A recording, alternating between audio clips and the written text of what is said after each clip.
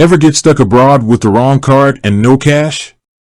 Standing at a foreign ATM, desperately craving a delicious pad thai, only to realize your bank card charges a fortune for withdrawals. Frustrating, right? Well, if you're a Starling Bank customer, fear not. Today's video dives deep into the world of Starling Bank fees, specifically ATM withdrawals. We'll crack the code on whether Starling charges for domestic and international ATM withdrawals, explore some sneaky fees to watch out for, and equip you with tips to maximize your travel savings.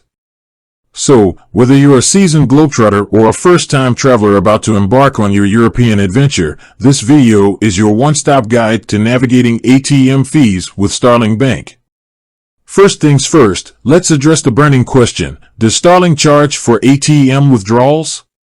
The answer, for domestic withdrawals within the UK, is a resounding no.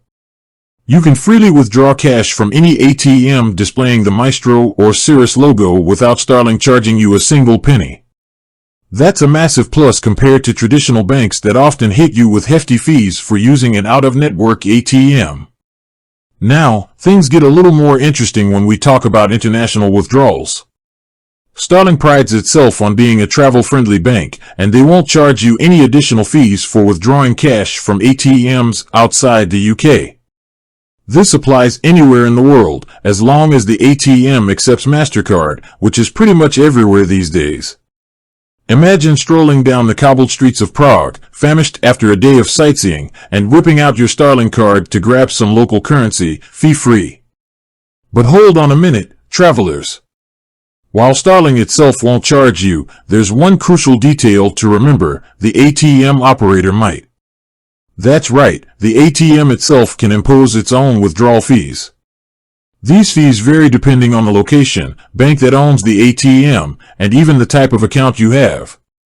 It's always a good idea to check the ATM screen for any potential charges before you proceed with your withdrawal. Here's a pro tip: look for ATMs displaying the MasterCard logo. MasterCard typically negotiates lower withdrawal fees with ATM providers compared to other networks.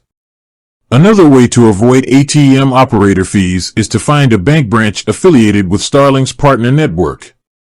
This way, you are essentially using an in-network ATM, even though you're abroad. Now, let's talk about some additional factors to consider when making international ATM withdrawals with Starling.